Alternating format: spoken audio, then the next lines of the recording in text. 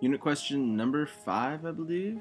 Let's see. Yeah, number 5 says, remembering that 75% of Southerners didn't own slaves and 75% of Northerners didn't support abolition. Why does the Civil War occur?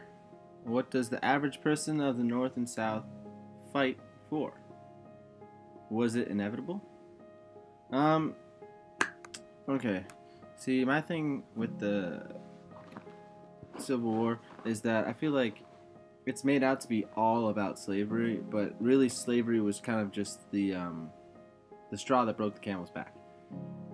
The struggle between the North and South really has been going on since the beginning. The North is industrialized, the South is farmland. The North is big into a centralized government, one that rules over everybody, whereas the South kind of wants more of a state government that are loosely connected. So there's big differences from the start, and over time these pull at each other and they kind of disrupt what's going on.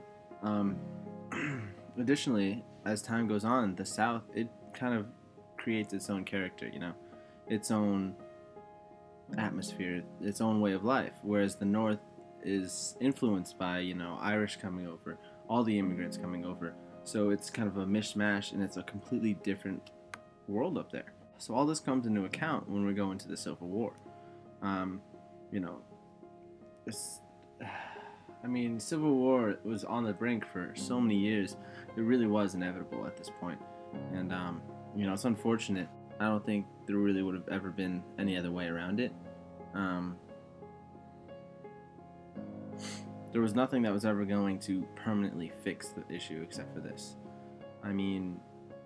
There were, like the Missouri Compromise and, all those compromises throughout the years that it held off Civil War. It held it off, and eventually it was going to break, something had to give, and it did.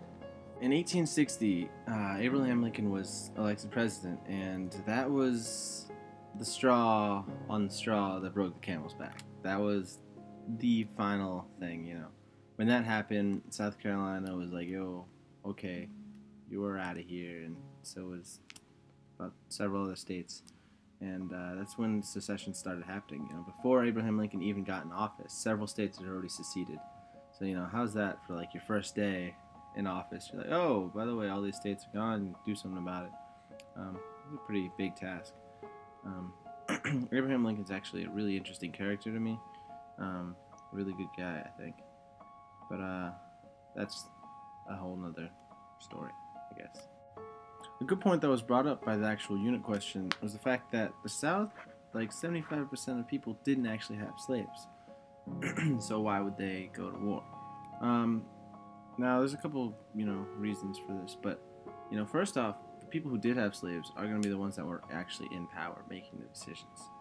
And so they're going to be the ones with the money, with the, political strength, I guess.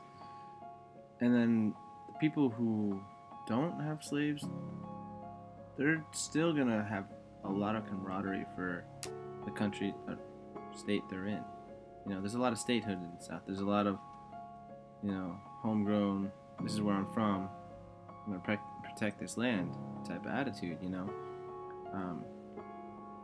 People loved where they grew up, and that's where they're from, and they're going to defend that no matter what reason. And that's a lot of, why Southerners were actually willing to fight. It's their home. They're going to protect it with everything they got. And it's kind of, commendable, really. I think so. I like it. When you look at the North had such a booming population at this time. They were taking over in electoral votes, They were pretty much manhandling politics because they had so many more people, they controlled the votes. Got to the point where South couldn't really do much. That's shown with the election of Abraham Lincoln, someone who South clearly didn't want in office because he was seen to be, considered an abolitionist. At very least, he wasn't going to be for new states being slave states. which is something that the South really needed. In the end, when Abraham Lincoln was elected, it was, the final straw, like I said. And, that's what caused secession. That was, the thing that sparked it. But it was always going to happen. It was just a matter of time.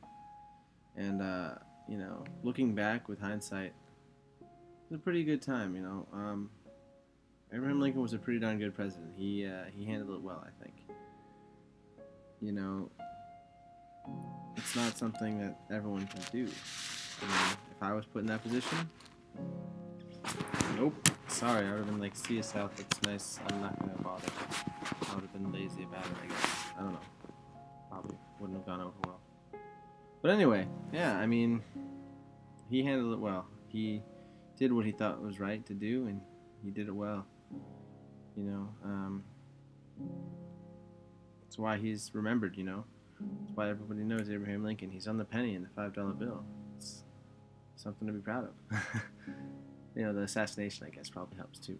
But now I'm a little off topic. I've been looking at the unit question, and I think I've answered it, It's kind of short. It seems, simple. Short. So that's what I got here. I hope it's enough. If not, pickles. Thanks.